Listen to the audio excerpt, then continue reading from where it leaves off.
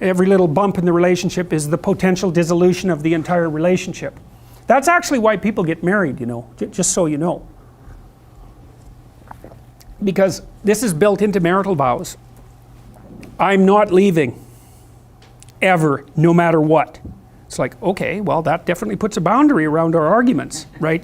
Because I can't say every time you manifest one of your flaws, which you're likely to do just as often as me, well, enough of this. It's like, that's horrible, man. If your whole life is, well, every time you get out of line, I'm out of here. It's like, how the hell are you? First of all, you're not going to admit to ever doing anything wrong.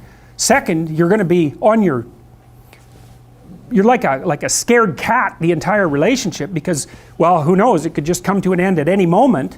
It's like, you know, people say, well, if the possibility of divorce is open, it makes you free. It's like, yeah, that's what you want. You want to be free, eh? Really? Really? So you can't predict anything. That's what you're after. It's a vow. And it says, look, I know that you're trouble. Me too. So we won't leave, no matter what happens. Well, that's a hell of a vow, but that's why it's a vow, right? That's why you take it in front of a bunch of people. That's why it's supposed to be a sacred act. It's like, what's the alternative? What's the alternative? Everything is mutable and changeable at any moment. Well, go ahead, you live your life like that and see what you're like when you're 50. Jesus, it's dismal. 2 or 3 divorces, your family's fragmented, you've got no continuity of narrative. And it's not good for the kids, not by any stretch of the imagination. And so it's a form of voluntary enslavement, I suppose, but it's also equivalent to the adoption of a responsibility. And there's more to it than that. If you can't run away, then you can solve your problems. Because it might be, okay, well, I'm stuck with you. So how about we fix things? Because the alternative is we're going to be in a boxing match for the next 40 years. That's the alternative. So, and you think you're going to fix problems without something like that hanging over your head? There isn't a chance. You'll just avoid them because that's what people do. It's really hard to solve problems, especially in a relationship. Don't have one plan, right? If you're going to stake yourself on something, you should throw a couple of alternative scaffolds up beside you so that you have somewhere to go. You want to be a doctor. Okay, well, you could be a nurse. It's like it's not a doctor, but it beats cutting your throat. You're still doing 80% of what you wanted to do. So you want to think about this during your whole life, man. If you're going to take a high risk, you want to scaffold yourself in other areas so that if it fails, the bottom doesn't drop out and you die.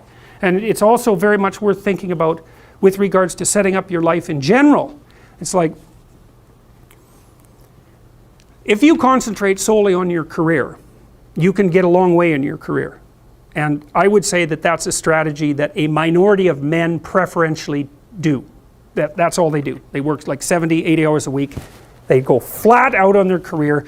They're staking everything on the small probability of exceptional status in a narrow domain.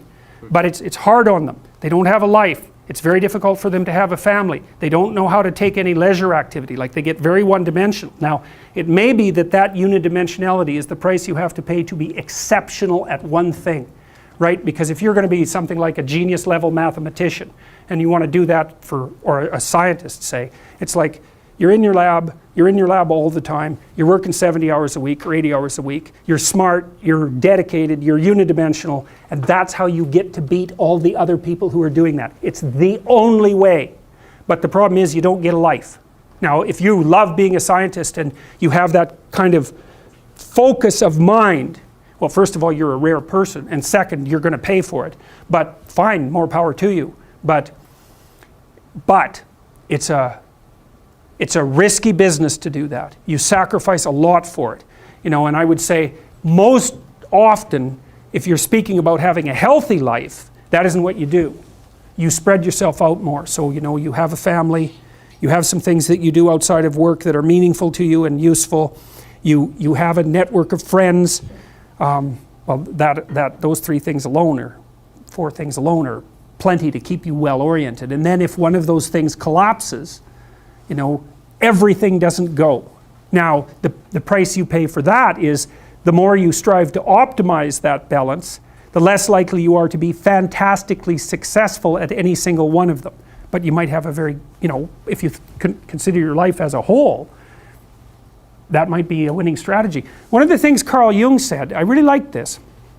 He thought that men went after perfection and women went after wholeness. So they're different value, they're different, there's something different at the top of the value hierarchy. So perfection would be stake it all on one thing and look for radical success. Not that all men do that, because they don't, but we're talking about extremes, at least with regards to the men that do that. The wholeness idea is more like, well, it's like I want one thing in my life to be 150%, or I want 5 things in my life to be 80%. Well, there's a lot more richness in a life where you have 5 things operating at 80%, but you're not operating at any of them at 150%. So, and I really believe this because I've watched men and women go through their careers now for a long period of time, and one of the things that, there's lots of things that produce this, but one of the things that I've noticed is that mostly women in their 30s bail out of unidimensional careers. They won't do them.